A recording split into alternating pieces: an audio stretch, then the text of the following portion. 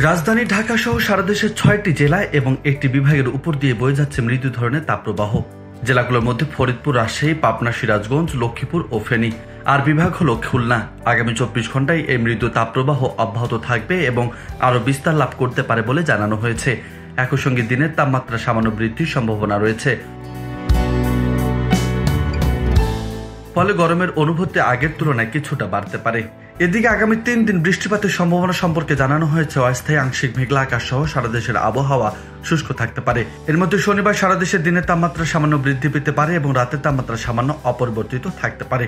এছাড়া রোববার সারা দেশের দিনের তাপমাত্রা সামান্য হ্রাস পেতে পারে এবং রাতের তাপমাত্রা সামান্য বৃদ্ধি পেতে পারে। এবং বর্ধিত ৫ দিনের আবহাওয়ার অবস্থা পর্যালোচনায় উল্লেখযোগ্য পরিবর্তনের সম্ভাবনা নেই বলে জানিয়েছে আবহাওয়া অধিদপ্তর।